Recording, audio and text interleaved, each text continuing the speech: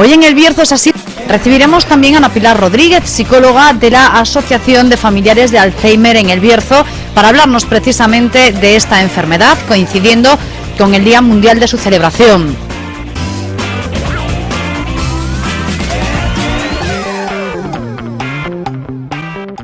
Como personas conocedoras, amigas de enfermos de Alzheimer, pues también al ver esas conductas que nos contrarían tanto, tendemos a rechazar a la persona.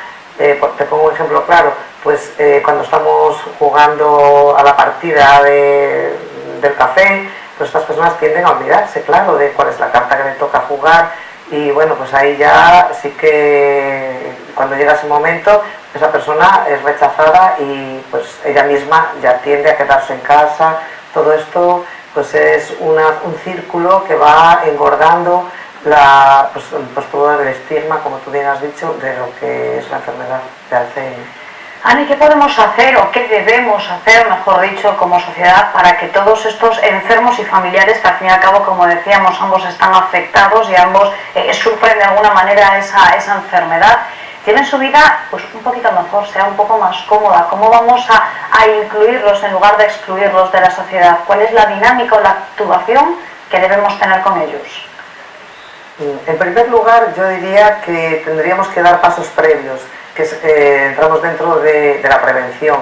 Y estos pasos previos serían el que las personas adultas mayores tuviesen su lugar en la sociedad, que encontrásemos ese apartado que les toca como abuelos o como personas que tienen pues una labor importante y un mensaje importante que darnos. Ese sería el primer paso. Y después, pues claro, simplemente el que tengamos en cuenta que tenemos que enfrentarnos a la enfermedad de una forma terapéutica.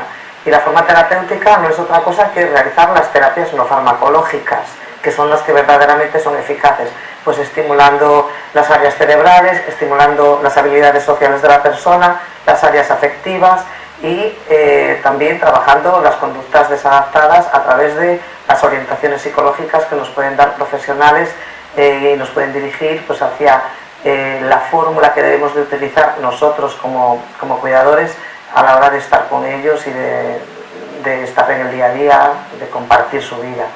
Estábamos viendo hace unos instantes, Ana, imágenes precisamente de una de esas mesas informativas que colocáis de vez en cuando para acercar la enfermedad a la gran sociedad, ¿verdad? Si no me equivoco, el dato dice que aquí en El Bierzo tenemos 1.500 afectados de Alzheimer. Yo creo que es una cifra significativa para la población que tiene nuestra comarca, y yo no sé si esa cifra ha hecho ya también que los bercianos seamos más conscientes y conozcamos más el Alzheimer, o si todavía en esas mesas informativas vemos que el desconocimiento es grande. Sí, hay un gran desconocimiento, y las personas, tanto bercianos como otro tipo de ciudad donde podamos encontrarnos o de región, el sentimiento que tenemos hacia las enfermedades es de rechazo en general. Hasta que no lo padecemos no nos vemos involucrados y no nos sentimos sensibilizados con ellas. Hablo de la generalidad. Luego pues después nos encontramos con personas con personalidades que desde luego su figura es muy importante a la hora de que pues públicamente muestre pues lo que es esta enfermedad, como ha sido Pascual Maragall, que ha sido pues un paso muy importante el que ha dado y que nos ha ayudado a todos a ver esta enfermedad como algo natural, como cualquier otra enfermedad. Simplemente es cuestión de mantenernos un poco informados a través de personas que son conocedoras del tema, como por ejemplo pueden ser asociaciones o fundaciones, entidades que tienen este conocimiento. Pero la sociedad, las personas en general, no queremos saber de las enfermedades hasta que nos tocan. Claro, y precisamente el no querer saber, imagino que en ocasiones hace agravar la situación. Es decir, si todos conociésemos más, si todos estuviésemos más informados acerca del Alzheimer, tal vez notaríamos antes esos primeros síntomas de alarma. Las terapias no farmacológicas podrían comenzar también antes y entiendo que los resultados serían mejores. Es que es importante y necesario que las personas se den cuenta que el momento que tenemos o que padecemos esos pequeños síntomas de pérdidas de memoria, que ya no es lo habitual, porque cuando todos tenemos fallos de memoria, ¿verdad? Y todos tenemos olvidos, pero cuando ya la cosa se hace insistente, que la persona se vuelve repetitiva, con frases una y otra vez que te están contando las mismas cosas, entonces ya es para sospechar. Y ahí es donde tenemos que intervenir, no debemos dejarnos guiar por ese miedo y esa sensación de no querer afrontar la situación que nos conlleva. Entonces ahí tenemos que ponernos manos a la obra y desde luego eso es lo que verdaderamente nos ayuda a frenar con más potencia la enfermedad. Es decir, si yo tengo una persona, un niño, porque si hablamos de niños y hablamos de adultos mayores vemos la gran diferencia. Si yo tengo un niño que tiene un déficit o un problema con el que tengo que afrontar, rápidamente yo busco una solución. ¿Y qué busco? Un profesional que me ayude a afrontar, un logopeda, un psicólogo, un terapeuta, en fin, lo que sea. Y no tenemos miedo ni ahorramos gastos, ¿verdad? Rápidamente vamos a enfrentarnos a ello. Ahora, si es una persona mayor, es como que estamos espera. Y cuando ya vemos que nos desborda, es cuando acudimos al recurso que se nos da. Y sí, nunca es tarde, porque en cualquier momento podemos realizar esas terapias, pero si de verdad observamos que hay un problema y que ese problema nos hace sospechar, ya digo, que la persona puede padecer esta enfermedad, deberíamos de ir rápidamente a buscar ese recurso.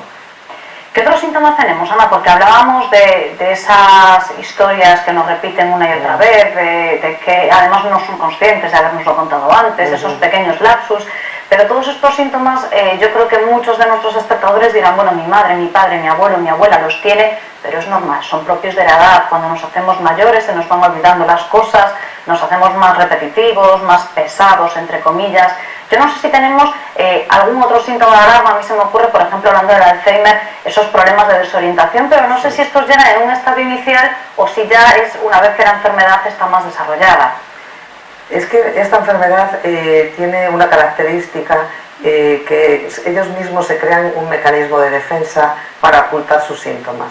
Entonces, lo primero es la desorientación temporal. Nos olvidamos del día, del año en que vivimos, pero tú le preguntas a la persona que padece, que crees que está padeciendo esta enfermedad, y ellos te dicen, no, es que hace mucho tiempo que no miro el calendario. Y el cuidador dice, es verdad. Y entonces es como que se alían, hay una comunión entre ellos dos que es difícil de separar, pues lo que es el síntoma de la persona que padece la enfermedad y el cuidado y la protección que mantiene el cuidador. Es como que se hace esa simbiosis entre los dos. Aparece esa problemática de la orientación temporal, pero también hay una falta de interés y una falta de iniciativa. Es decir, si yo le pregunto a una persona que siempre ha decidido dónde quiere ir y lo que quiere hacer, ¿dónde vamos? Donde tú quieras. ¿Qué hacemos? Lo que tú quieras. Eso es la falta de iniciativa. Y la falta de interés, ¿qué quieres hacer? Nada. Eso simplemente son los dos rasgos más iniciales con los que nos encontramos en este tipo de problemática. Y seguidamente pues ya podemos encontrarnos problemas con la higiene. No, pues era una persona muy limpia, pues se aseaba mucho y ahora pues como que no le vemos. Ella dice que ya se ha aseado, que no le hace falta ducharse, que ella para lo que trabaja, dice, yo total, para lo que trabajo ahora no necesito ducharme tantos días. Por ejemplo, la cuestión del control del dinero, que eso sí que conlleva una lacra muy grande, ¿no? Personas que van al banco, sacan, pues no sé, 1.000 euros, 5.000 euros, dependiendo de las cantidades que ellos puedan manejar, y se olvidan de que han sacado esa cantidad, vuelven a sacarla, y por miedo, como lo que no controlamos es lo que intentamos esconder, entonces esas sumas de dinero las colocan en lugares insospechados y nadie es conocedor de dónde están esas cantidades, ni la persona misma. Entonces surge ¿dónde está este dinero? Pues tú sabrás, me lo has robado, y aparece ese delirio sobre bueno, también donde nos podemos encontrar una pista que nos puede decir que esa persona está padeciendo una enfermedad, es en el mundo laboral, porque no siempre vamos a hablar de personas que están jubiladas. Sabes que hemos tenido... Claro, pero sí que es cierto que solemos asociar Alzheimer a ancianos, a personas ya de cierta edad, y lo cierto es que los datos revelan que cada vez son más las personas jóvenes aún en edad laboral que empiezan a tener ya problemas de Alzheimer. Fíjate, ahí lo estás diciendo, y además quiero hacer inciso en eso que tú estás remarcando. No es que cada vez sean más las personas que lo padezcan, es que cada vez están mejor diagnosticadas. Y entonces personas que han pasado pues en la vida, pues como antes lo que decíamos, locas, ¿no? Pues, o bueno, conceptos que pues cuando tuvo la niña o el niño, no sé, se le fue la cabeza, personas que han sido recluidas en hospitales psiquiátricos porque, pues claro, con 30 años o con 35 años, ¿cómo puedes pensar que esa persona padece Alzheimer?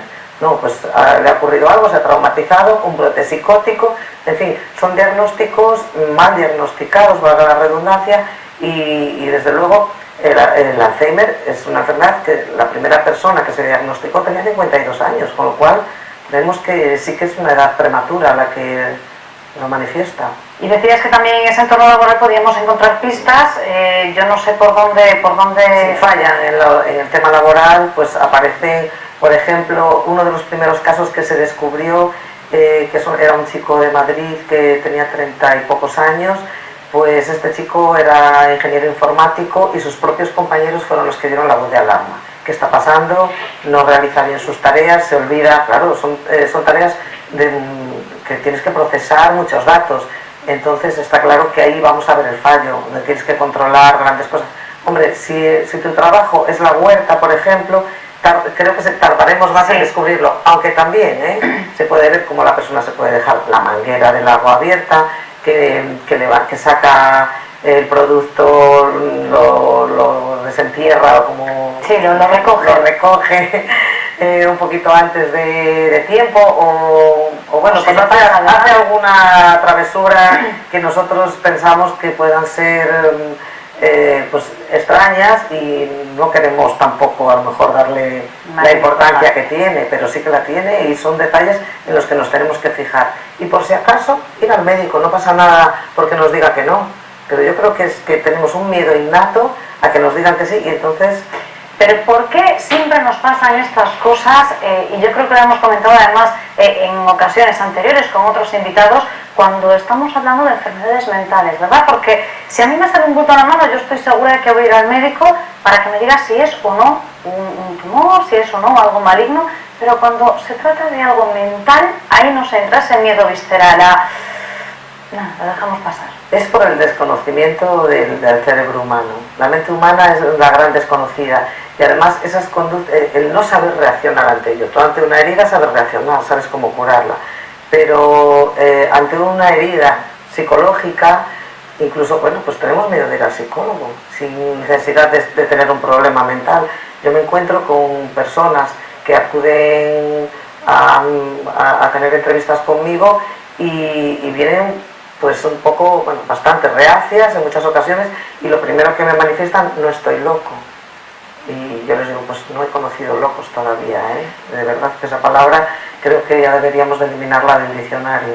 Y es por eso porque las enfermedades mentales, y esta enfermedad no es una enfermedad mental, es una enfermedad neurológica, pero sí que la asociamos. ¿Por qué? Porque tiene muchas características similares, por ejemplo, a la esquizofrenia, a los brotes psicóticos. Bueno, yo creo que hoy hemos tomado buena nota de todos esos trucos que nos ha dado Ana para poder detectar pues un problema de Alzheimer en un familiar, en nuestra pareja, en alguien cercano. Ana, y si alguien nos está viendo y dice, pues mira, sí, mi madre, mi padre cumple todos estos requisitos, ¿dónde vamos? ¿Al médico? ¿A la asociación? ¿A dónde recurrimos en un primer momento para que por un lado diagnostiquen si esa enfermedad realmente se está o no se está desarrollando y que luego nos ayuden a saber cómo gestionar ese día a día? Bien, el médico desde luego es la figura que, bueno, pues con el que debemos de iniciar ese proceso de diagnóstico. Pero el acudir a la asociación es importante porque cuando tenemos la enfermedad de Alzheimer siempre hay varias personas que lo padecen. Es el propio enfermo y el entorno familiar que le rodea. El enfermo va a tener un diagnóstico, lo vamos a cuidar, lo va a cuidar su familiar, su pareja, su hija, su esposa, bueno, su sobrina, quien sea, nosotros como profesionales, pero al cuidador no lo va a cuidar nadie. Incluso le vamos a reprochar el que no sabe tratar a su familiar enfermo, que está haciendo mal las cosas, que por qué le reprocha. Y la verdad es que es una persona que va a sufrir mucho más los síntomas de la enfermedad que el propio enfermo, porque el enfermo va a estar mimado por todos nosotros y él va a estar pues con esa problemática encima de sus hombros. Por lo tanto, el acudir a la asociación, a un lugar, o un lugar donde la persona pueda encontrar recursos y apoyo emocional, apoyo psicológico, es importantísimo. Bueno, pues a mí me parece interesantísimo. Saben que siempre que nos acompañan invitados como Ana, que nos hablan desde la experiencia y desde el conocimiento, aprendemos un montón. Ana, yo espero ver muchísimas pulseras verdes en los próximos días en la calle. Espero que todo el mundo lleve aquí su Alzheimer solidario y que de alguna manera pongamos ese granito de arena a quitar estigmas, ¿verdad? A normalizar algo que de primeras lo es y que nos están costando un poquito sacar de ese cajón de vergüenzas. Pues nosotros estamos en esa línea y además trabajamos con mucha ilusión y con alegría, porque de verdad que disfrutamos con las personas que asisten a nuestro centro terapéutico y con sus familias, y es la tónica que queremos mantener, el disfrutar, el alegrarnos, el ser felices, pues tengamos lo que tengamos, un Alzheimer, un cáncer o cualquier otro tipo de problema, tanto físico como psicológico. Perfecto. Nos queda un minuto de entrevista y yo aprovecho para preguntarte qué estamos haciendo actualmente desde la asociación, desde AFA Bierzo, que yo sé que siempre estáis con proyectos continuamente. No hace mucho hablábamos de esas terapias caninas que habíamos incorporado. ¿En qué se está trabajando ahora para mejorar, si cabe, la vida de los enfermos y de los familiares de enfermos de Alzheimer? Bueno, seguimos consolidando nuestras terapias y ahora mismo vamos en la línea de buscar nuevas terapias no farmacológicas. Entre ellas queremos trabajar con más fuerza y con más interés la musicoterapia. De hecho, bueno, pues tenemos una persona que seguramente vendrá a darnos una charla. Todavía no puedo deciros porque no sé si vendrá ella o vendrá alguien de su equipo de trabajo. Y bueno, pues ahí comenzaremos a trabajar con ella ese campo, que es muy importante y además es una de las terapias más eficaces con las que se puede trabajar. Pues muchísimas gracias, Ana, por acompañarnos, por acercarnos además todos estos contenidos, todos estos conocimientos que a veces al común de los mortales, ¿verdad?, se nos escapan. Gracias a vosotros por divulgar nuestra causa, es muy importante. Tenemos que continuar, pero vamos a hacer un alto en el camino, paramos unos minutitos para publicidad y regresamos enseguida, no se vayan.